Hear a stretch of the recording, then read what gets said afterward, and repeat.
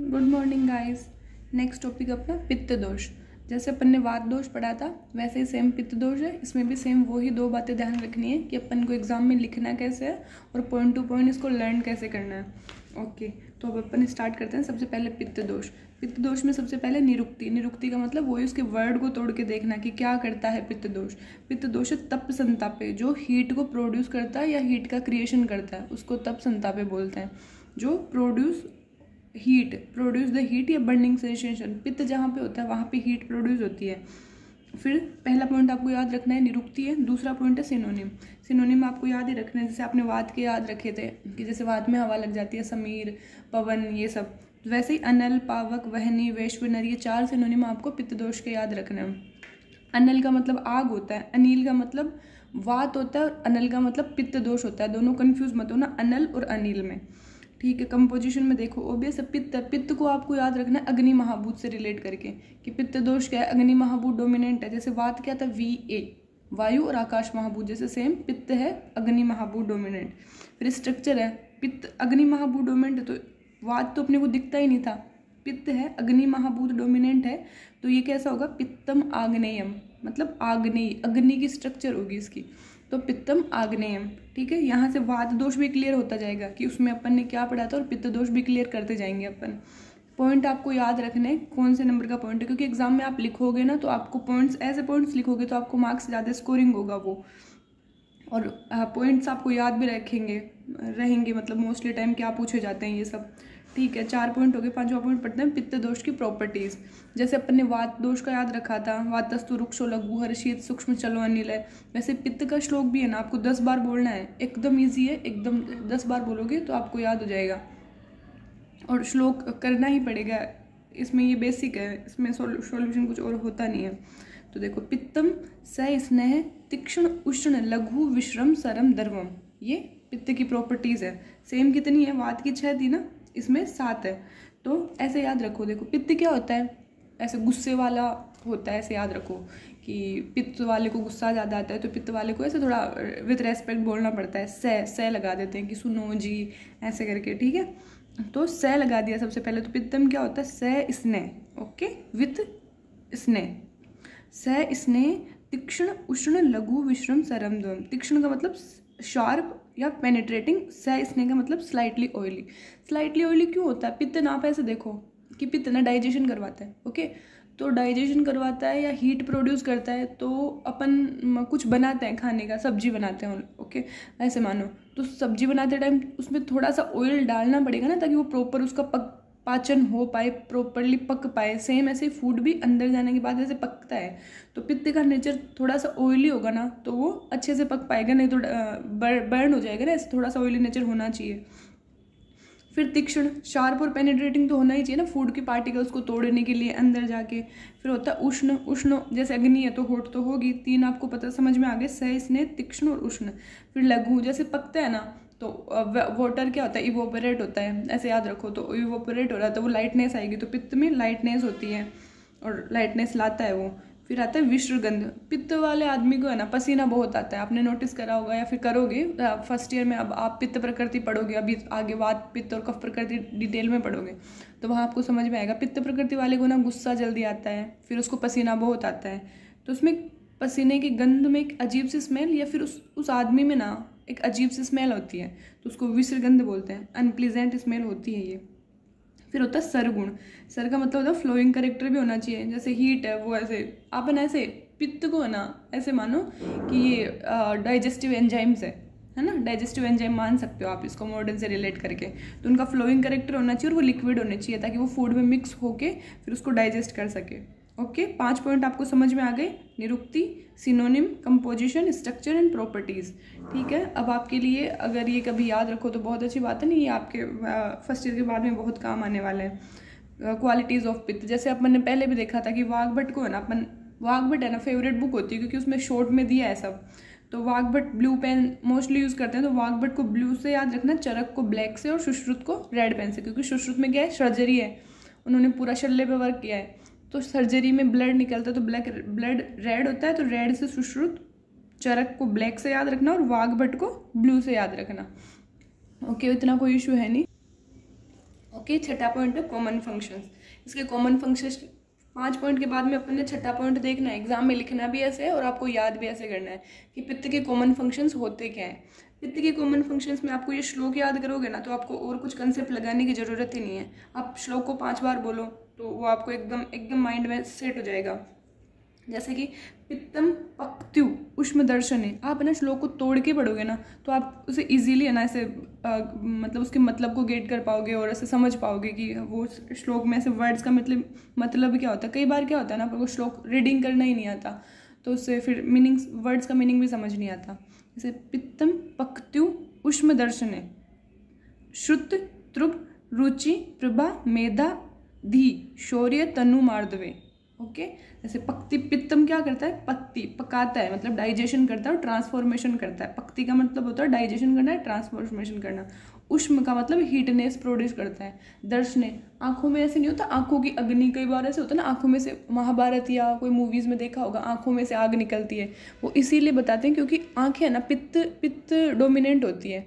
तो दर्शन देखने का काम है ना, आंखें कितनी सही है ये पित्त पे उसकी आंखों में पित्त है वो कितना हेल्दी है उस पर डिपेंड करता है या कितना बैलेंस्ड है। तो पक्ति उष्म दर्शन 3 चीज़ों में काम हो गया, हीट प्रोड्यूस करने में, डाइजेशन करने में और दर्शन विजन में। फिर इसके बाद में आता है शुद्ध हंगरनेस में, जिसका पित्त ऑब्वियस है, जिसमें पित्त ज़्यादा है या फिर पित्त का प्रकोपित हो रखा है तो डाइजेशन जल्दी हो जाएगा।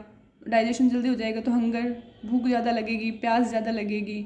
फिर टेस्ट लाने का, obvious time to time digestion हो रहा है तो भूख ज़्यादा लगेगी तो उसको टेस्ट भी उतना ही ज़्यादा आएगा। तो टेस्ट लाने का काम भी, फूड में टेस्ट लाने का काम भी पित्त करता है। प्रभा पित्त ये आप ऐसे रिलेट कर सकते हो जिसमें डाइजेशन प्रॉपरली हो रहा है टाइम टू टाइम तो उसकी स्किन पे एक अलग सा ब्लश होता है ऐसे। तो प्रभा लस्टर और कॉम्प्लेक्शन कौन लाता है, पित्त लाता है। मेधा, ये एक इंपॉर्टेंट चीज़ें आपको याद रखनी है। इंटेलिजेंस है ना वो पित्त की प्रॉपर्टी है। ब्रेविनेस, पित्त वाले गुस्से वाले होते हैं तो ब्रेव तो वो वैसे होते हैं कि मैं ये कर दूंगा वो कर दूंगा गुस्से में ऐसे। तो शौर्य होता है और इंटेलिजेंस भी होती है, दोनों चीज़ होती है। तो आप पित्त वाले को वात वाले ह्यूमन बींग से बेटर प्रॉपर्टीज़ में मान सकते हो। वो सबकी प्रॉपर्टीज़ अपनी अपनी होती है पर पित्त वाले की प्रॉपर्टीज़ वात वाले से बेटर होती है। तनु मार्दवता, मेटाबॉलिज्म करता है रस और रक्त का। ठीक है, ये कॉमन फंक्शन हो गए पित्त दोष के। 6 पॉइंट अपने हो गए। 6 पॉइंट आप पॉइंट्स लर्न करोगे ना तो आपको एग्जाम में लिखने में और याद करने में प्रॉब्लम नहीं होगी। 7वां पॉइंट आता है कॉमन साइट ऑफ पित्त दोष। ओके, कॉमन साइड में फिर वो श्लोक है। श्लोक के वर्डिंग आप पढ़ोगे ना तो आपको श्लोक के वर्डिंग याद रहेंगे। मे भी श्लोक नहीं लिख पाओ पर आपको इनके ये संस्कृत वर्ड है ना ये याद रहेगी तो आप पॉइंट वाइज सेम ऐसे लिख पाओगे कि सबसे पहले क्या होता है, नाभिर आमाशय, नाभि और आमाशय में स्वेदो लसिका रुधिर रसम द्रक स्पर्शनच पित्तश्च नाभिरत्र विशेषतः है। नाभि में होता है अराउंड अम्बिलिकस रीजन में, क्योंकि डाइजेशन वहीं होता है स्मॉल इंटेस्टाइन में, स्टमक में। तो डाइजेशन ये दोनों जगह करा रहा है, कहाँ पे, नाभि के आसपास और स्टमक में। फिर मेन स्वेद, अभी अपन ने बोला ना स्मेल, तो स्मेल कहाँ पे आती है, मतलब पसीने में। और ये विसर्गंध्र वाला ये यहाँ से रिलेट कर देना। फिर ब्लड है ना, ब्लड और पित्त को है ना ऐसे कई आचार्य है ना रक्त को 5वां दोष बताया, चौथा दोष सॉरी, पर ऐसे कुछ होता नहीं है। रक्त में है ना पित्त के ही सारे गुण होते हैं, वो भी हॉट नेचर का होता है। तो ब्लड में रहता है कौन, पित्त दोष। फिर रस दृक, आईज में अपन ने देखा ही, और स्किन में भी होता है, स्किन में भी पित्त होता है, इसीलिए तो उसमें प्रभा आती है ये वाली। ये उसके फंक्शन है, यहाँ फंक्शन करता है तो वो ऑब्वियस रहेगा भी यहाँ पे। नाभि में, स्टमक में, पसीने में, लसिका में, ब्लड में, रस में, आईज में और स्पर्श इंद्रियों में, मतलब स्किन में। फिर आते हैं सब टाइप्स ऑफ पित्त दोष। सब टाइप्स में अपन ने वात दोष में याद करे थे कि 2 ऊपर हैं, 2 नीचे हैं और 1 बीच में। तो पित्त में भी आपको सेम ऐसे ही करना है कि 2 ऊपर हैं, 2 नीचे हैं और 1 बीच में। जैसे कि आप मानो भ्राजक पित्त है ना वो ऑल ओवर स्किन में होता है, तो स्किन पूरी बॉडी में है। तो जैसे अपन ने व्यान वायु करा था ना, वैसे भ्राजक पित्त है ना वो ऑल ओवर पूरी बॉडी में होता है। अब 2 नीचे कौन से रखने हैं, रंजक और पाचक। रंजक और पाचक आरपी या पीआर आप जैसे भी याद रखो, ये दोनों नीचे की साइड होते हैं। और साधक और आलोचक दोनों में साधक आलोचक ऐसे रिलेट करके साधक आलोचक दोनों ऊपर रहते हैं। तो आप ऐसे 2 ऊपर याद रखोगे, आलोचक साधक। फिर पूरा है ना पूरी बॉडी में होगा भ्राजक, और 2 कौन से 2 रंजक और पाचक नीचे, थोड़ा नीचे का मतलब है जैसे कि पाचक तो कहाँ डाइजेशन करता है, स्मॉल इंटेस्टाइन में होगा। रंजक का मतलब ब्लड कलर देना, तो कलर किसको देगा, ब्लड को देगा। तो ब्लड कहाँ बनता है, लीवर और स्प्लीन में।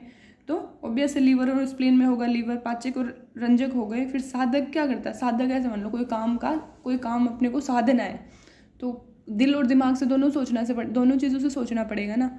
तो साधक पित्त है ना, ब्रेन और हार्ट इन दोनों चीज़ों में होता है। और आलोचक ऐसा होता है ना, लोचन एक आईज का सिनोनिम वर्ड है। लोचक मतलब आंखों में होना, समझ आया।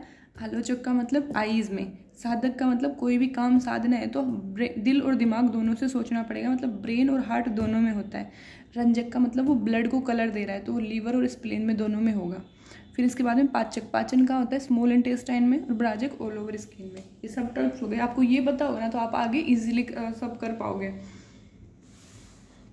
फिर सब टर्म्स में सबसे पहले पाचक पित्त से पढ़ेंगे अपन। पाचक कहाँ पे देखा था, स्मॉल इंटेस्टाइन में, जहाँ पे डाइजेशन होता है। पाचक पित्त में ना ये श्लोक इंपॉर्टेंट है, ये श्लोक आप याद करोगे ना, क्योंकि पाचक पित्त मेन इंपॉर्टेंट है। क्योंकि पित्त का काम क्या है, पाचन करना, तो ऑब्वियस है बाकी सब काम बाद में, सबसे पहले पाचन। पाचन के लिए पाचक पित्त पढ़ना पड़ेगा। श्लोक देखो, पित्तम पंचात्मकम तत्र पक्वाश्च मध्यगम पक्वामाश्च मध्यगम भूतात्मक तवे अपि यह तेजस गुणोदयात् त्यक्त द्रवम पाक आदि कर्मणा अनल शब्दितम पचत अन्यम विभजते सार किट्टो पृथक तथा तत्रस्थमेव पित्तानां शेषाणाम अप्युनुग्रहम करोति बलदानेन पाचकम नामक तत् स्मृतम। ओके, देखते हैं। पित्तम पंचात्मक मतलब पित्त 5 है, देखा आपने, जो कि कहाँ होते हैं, पक्व आमाशय मतलब स्मॉल इंटेस्टाइन में और आमाशय में होते हैं, उनके मध्य में। ये अपन ने देखा। पंचभूतात्मक वेपी मतलब 5 महाभूत होते हैं किसी भी चीज़ में, सब कुछ दुनिया में सब कुछ पंच महाभूत तक है, पंच महाभूत से बने हुए हैं। पर डोमिनेंसी देखनी होती है, तेजस गुणोदयात मतलब अग्नि, तेजस का मतलब तेज का मतलब अग्नि महाभूत, पर डोमिनेंसी क्या है, तेज महाभूत की डोमिनेंसी है। दोनों लाइनों का मतलब समझ में आया। पित्त 5 है जो कि पक्व और आमाशय के मध्य में रहते हैं। 5 महाभूत होते हैं पर डोमिनेंट होता है अग्नि महाभूत। ठीक है, ये पाचक पित्त से रिलेटेड नहीं है पर ये लाइन है। पाचक पित्त से रिलेटेड नीचे वाला अपने को देखना है। क्या करता है पाचक पित्त, त्यक्त द्रवम त्याग देता है द्रव प्रॉपर्टी को। त्यक्त द्रवम का मतलब द्रव प्रॉपर्टी को त्याग देता है, किसके लिए, पाक आदि कर्मणा के लिए, पाक पाचन से संबंधित कर्म करने के लिए त्याग देता है। इसीलिए इसको अनल शब्दितम, अनल वर्ड इसीलिए पित्त के लिए यूज किया गया है क्योंकि वो डाइजेशन करता है। ठीक है, फिर ये क्या करता है, पचत अन्नम, अन्न का पाचन करता है, उसका विभाजन करता है। सार और किट, सार का मतलब होता है जो बेनिफिशियल फूड अपने एब्जॉर्ब होता है, और किट का मतलब जो मल बाहर निकल जाता है, तो उनका विभाजन करता है। ठीक है, और पृथक करता है। फिर तत्रस्थमेव पित्तानाम शेषाणाम अनुपग्रह मतलब बाकी, ये इसीलिए ये पित्त है ना, बाकी सारे पित्त को क्या देता है, उनको ग्रहण करवाता है और उनको बल देता है, इसलिए इसका नाम पाचक पित्त है। ओके, आप इसमें पढ़ोगे ना तो आपको ये समझ में आएगा, पर आपको श्लोक का मीनिंग पता होना चाहिए, बेसिक चीज़ ही है, बाकी देख लेना। फिर सेकंड नंबर पे है रंजक पित्त। पहला पाचक पित्त, दूसरा रंजक पित्त। रंजक पित्त अपन ने देखा, रंजक का मतलब कलर देना, तो कहाँ रंजन कर रहा है, लीवर और स्प्लीन में ब्लड को कलर कर रहा है, रेड कलर दे रहा है। तो अपन नॉर्मल मॉडर्न में क्या पढ़ते हैं कि ब्लड को रेड कलर कौन देता है, हीमोग्लोबिन ना, तो अपन इसको नॉर्मल मॉडर्न से रिलेट करके अपन इसको हीमोग्लोबिन मान सकते हैं। तो रंजक देख कहाँ होता है, आमाशय आश्रम पित्तम रंजक रस रंजात। हाँ, इसमें श्लोक में ऐसे दिया है कि आमाशय में रहने वाला, क्योंकि वहाँ पे लीवर और स्प्लीन को ऐसे अलग टर्मिनोलॉजी नहीं थी ना, तो आमाशय में आश्रय रहने वाला रंजक पित्त, ये इसका मेन फंक्शन क्या है, ये कलर देता है ब्लड को। ठीक है, रंजक पित्त can be considered as a haemoglobin in the blood. Okay, फिर आता है थर्ड नंबर पे साधक पित्त। अपन ने साधक पित्त पहले देखा कहाँ होता है, दिल और दिमाग में। तो वहाँ क्या करेगा, दिल में क्या होगा, हार्ट में ये हार्ट की प्रॉपर मूवमेंट या प्रॉपर फंक्शन के लिए रिस्पॉन्सिबल होगा, और ब्रेन में भी ये सारे फंक्शन के लिए। तो ये बुद्धि मेधा अभिमान धैर्य अभिप्रेतार्थ साधनात् साधकम हृदयगतम पित्तम, बुद्धि के लिए रिस्पॉन्सिबल है, इंटेलिजेंस के लिए। फिर मेधा का मतलब अंडरस्टैंडिंग कैपेसिटी के लिए, धी का मतलब करेज के लिए, ब्रेविनेस, इन सब के फंक्शन के लिए कौन, साधक पित्त इम्पोर्टेंट है। ठीक है, फिर चौथे नंबर पे आता है भ्राजक पित्त। भ्राजक पित्त अपन ने देखा, भ्राजक फिर भरा हुआ होता है कहाँ पे, स्किन में, पूरी स्किन में। तो ये स्किन का क्या लस्टरनेस प्रोवाइड करवाएगा, स्किन के जितने भी हेल्दी चीज़ें हैं उनको वो सब कुछ प्रोवाइड करवाएगा स्किन को। तो त्वकस्थम भ्राजकम भ्राजनात् त्वचा, त्वचा में रहने वाला पित्त त्वचा को भ्राजनात् मतलब का लस्टरनेस देता है, कॉम्प्लेक्शन देता है। ओके, तो ये भ्राजक पित्त हो गया। फिर लास्ट आता है आलोचक पित्त, 5वां। ठीक है, पॉइंट्स अपने को याद होने चाहिए, अपन ने पूरा पढ़ा है। जैसे कि रूप आलोचनात्, आलोचक अपन ने देखा आइज में, तो रूप आलोचनत स्मृतम दृक्स्थम आलोचकम, आलोचक पित्त is responsible for normal vision. Okay, understanding of size, colour, appearance of the subject by the eyes means vision के लिए रिस्पॉन्सिबल होता है। ये अपना पित्त दोष कंप्लीट हो गया। अपन एक बार इसका रिविजन कर लेते हैं ऊपर से। ऐसे पॉइंट्स क्या पढ़े थे, पॉइंट देख लो, निरुक्ति, सिनोनिम, कंपोजिशन, स्ट्रक्चर, प्रॉपर्टीज, अपन ने ये सब पढ़े थे। ठीक है, फिर कॉमन फंक्शंस आपको याद रखें। श्लोक करोगे ना, श्लोक को आपको 5 से 10 बार बोलना है। श्लोक करते आपको कुछ भी डाउट नहीं रहेगा। फिर नेक्स्ट इसका कॉमन साइड का श्लोक है। कॉमन साइड भी एकदम ईजी है, बस आपको श्लोक की मीनिंग आनी चाहिए। फिर ये अपन ने पढ़ाई था 2 ऊपर 2 नीचे और 1 ऑल ओवर पूरी बॉडी में। ठीक है, पाचक पित्त का श्लोक का कोई भी मतलब मीनिंग समझ नहीं आ रहा ना, तो आप मुझे कमेंट करके बताएं। कुछ भी कहीं पे भी डाउट हो रहा है तो आप मुझे कमेंट करके पूछ सकते हो। बाकी ये आपको समझ में आ ही जाएंगे। नोट्स अगर आपको चाहिए तो आप मुझे उसके लिए भी कमेंट करें, मैं आपको PDF शेयर कर दूंगी। आपके साधक पित्त, 5 टाइप के पित्त, आपको नाम याद हो ही जाएंगे। एकदम ईजी है, कुछ नहीं, आपको एग्जाम में बस पॉइंट लिखने हैं, पूरे नंबर आपको मिल ही जाएंगे। Thank you.